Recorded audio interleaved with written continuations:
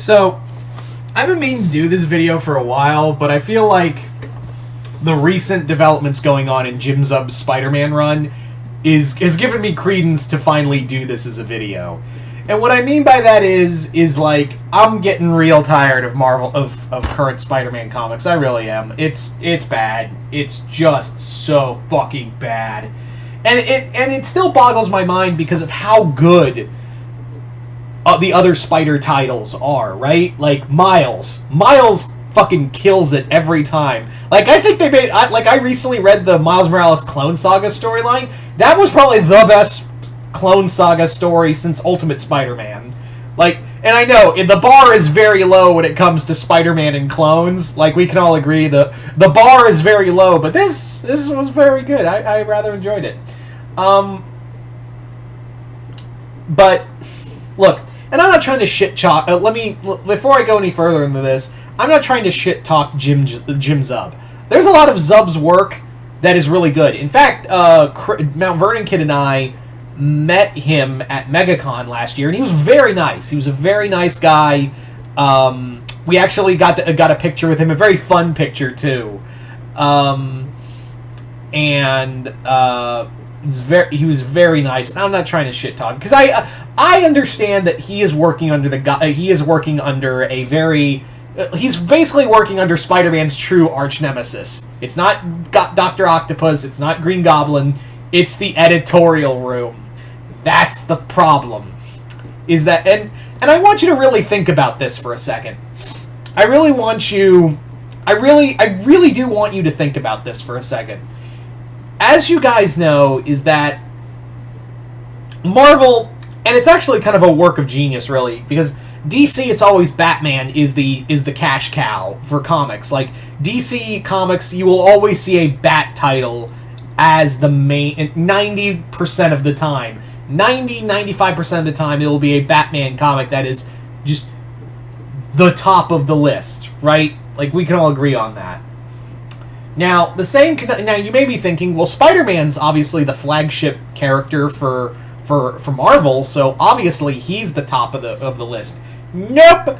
Very often, more often than not, you will see other Marvel titles at the top. There was a time where, like, Immortal Hulk was at the top, in fact, outselling Batman, but we're not here to talk about that.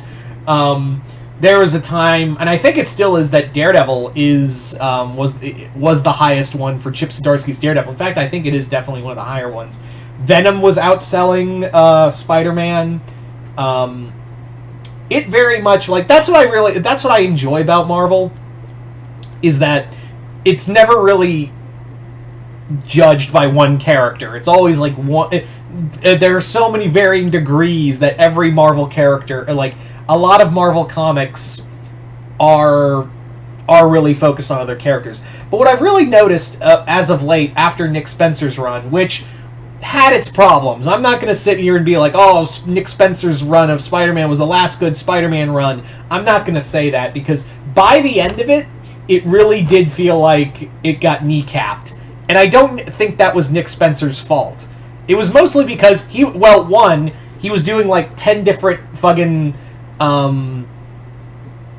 he was doing like 10 different 10 different storylines that he had to wrap up real fast, and sometimes it didn't even feel like a Spider-Man book. It just felt like the Spider-Man characters featuring Spider-Man. But at the same time, it really did feel like by the end that Spider-Man, it really did feel like the Spider-Man editors were asleep at the wheel, and he was trying to bring back the marriage between Mary Jane and Peter and Mary Jane, and then the editors caught him and put a co-writer with him to keep him on track, and that's how we got with Beyond and all that. And yeah, that's why I'm not fully blaming Jim Zub for this, because I feel like it's editorial really like constricting Spider-Man. And that's kind of the problem. And you may have noticed that I'm kind of leading up to what I'm going to be talking about. I've spent 5 minutes like kind of pussyfooting around the main issue. And that, ladies and gentlemen, is the whole thing, the rigmarole between Spider-Man and Mary Jane, and I know what you're going to say. You're talking about, like, Peter's whole remark about, I love Mary Jane like a sister. And I will agree with Manos.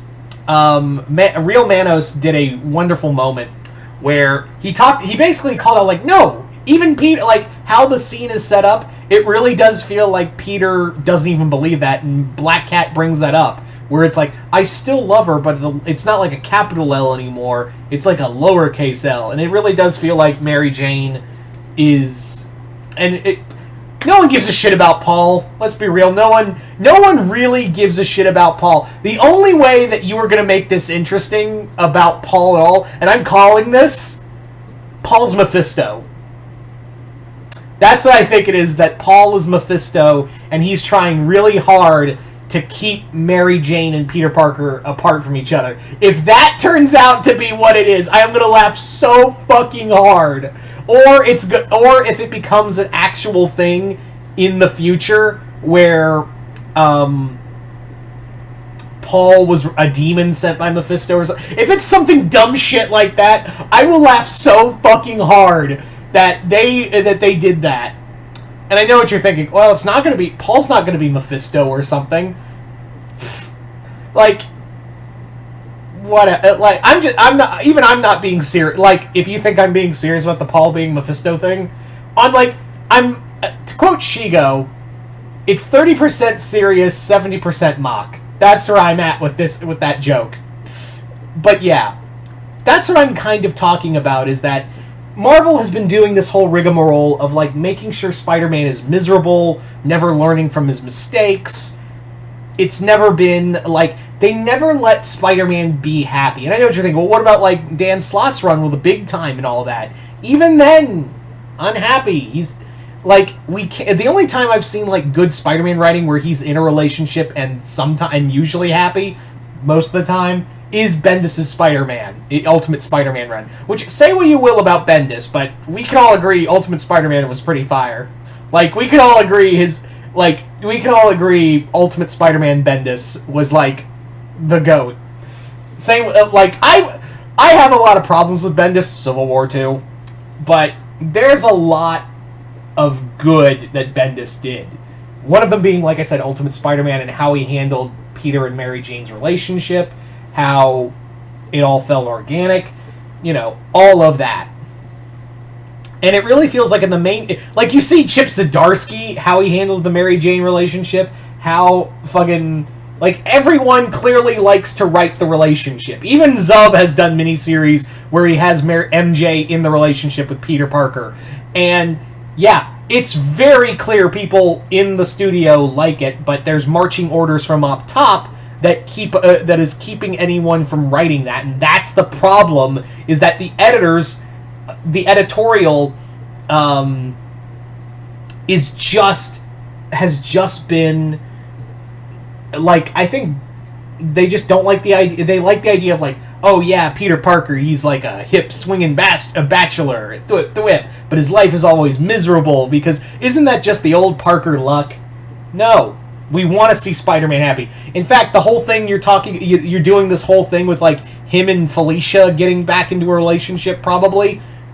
I can't get excited for that either, because I know you're going to fuck that up by either making, Black Cat go full villain, or have her get killed, or Spider-Man leaves her for whatever godforsaken fucking reason.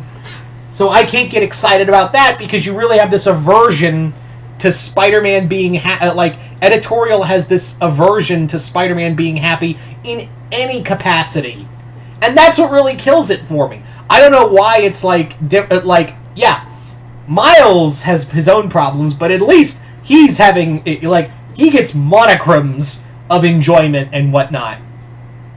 And let's not even get into how they fucked over Ben Reilly. Let's not even Let's even talk about, how bad Ben got fucked over.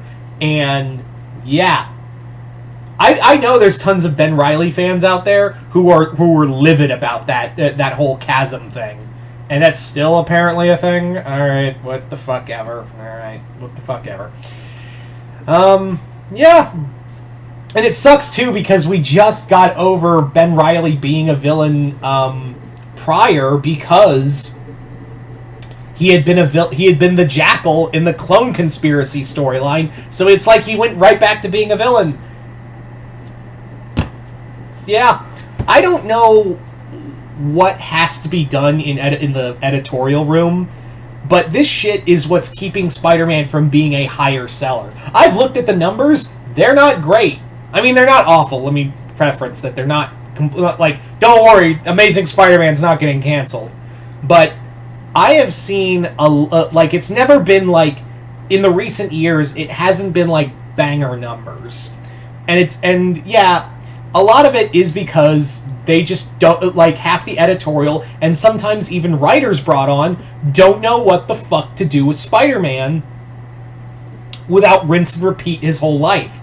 And also, and I'm going to preference this to the Fantastic Four book, too. Dear writers and editorial, stop fucking doing the whole, what did they do that was so bad? It's awful. Oh. No, we don't want to wait 25 issues to find out what happened, alright? I know that's coming, and I can already tell you, it's just going to be disappointing. Like, when we find out what did Peter do, what did Peter Parker do that was so bad, I guarantee you no one's going to care. It's not going to live up to the hype. It's in no way going to live up to the hype in any way, shape, or form. And we're all just going to be like, that's it? Personally, I'm thinking what it was is that Norman Osborn, I'm just going to throw my theory hat in the ring real quick, is that Norman Osborn had a relapse and became Green Goblin again, and that led to a whole rigmarole that maybe something happened. Like, I think it is something with Norman, but who knows? Who the fuck knows? Anyway, so there you go. I don't know what this video was, but it's just basically like, Jesus Christ, does anyone at Marvel know what to do with Spider-Man? Like, because it's somewhat, Jesus, take the wheel, apparently. Like, just Jesus, take the wheel. Oh my god. I don't know what this video is about, but it's just kind of, yeah. Anyway, so you guys tell me in the comments below, what do you guys think of recent Spider-Man comics? And, yeah. I don't know what to tell you. Anyway, once again, I hope you all enjoyed this. I'm Mr. Multiverse. I'll see you next time in the Multiverse.